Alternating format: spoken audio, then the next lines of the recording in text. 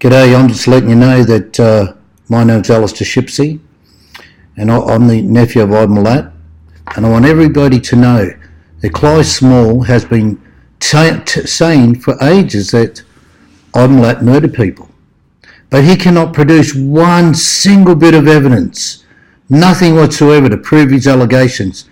He just tells stories and people believe he's rubbish.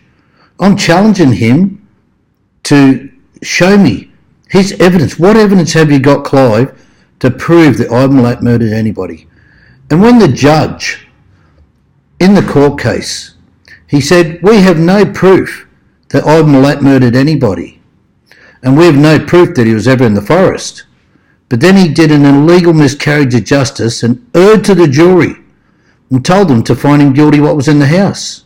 Well, what was in the house?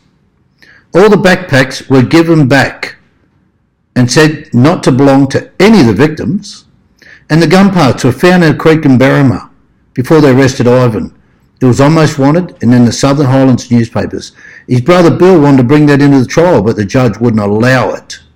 So what? Everybody collects Rugers and throw the barrel away? And also, they said the camera that was found there belonged to Paul Onions, who was here in 1990. Well, that camera was proved to be made in 1991. So what was in the house to convict Ivan Milat? What proof have they got? They have no proof. They have no real evidence, or it would have been in court. They got nothing. When they say about the bullets with a H stamp on it, they bought 4 tons of those bullets over, and they went to Smithfield gun shop where everybody goes. So everybody had those bullets. Not just Ivan, they sold mostly Rugers over in this country, so everybody had them. His brother was head of the gun club down at the Blanglo. He bought cartons and cartons and sold them to everybody in the area.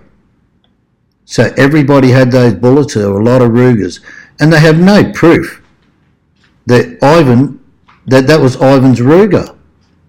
There's nowhere in the world you could use that in court without the barrel. So Ivan Milat was framed, all for money for this country, because the Olympic board rang up and said, how do we know it's a safe place in Australia with all these murders in the forest? So the government panicked. Billions of dollars, millions of tourists. They'll never get that again.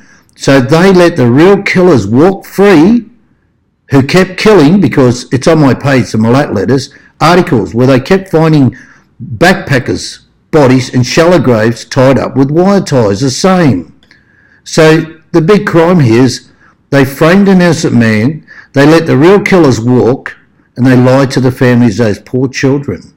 That's the crime here, okay? Ivan Milat deserves a retrial.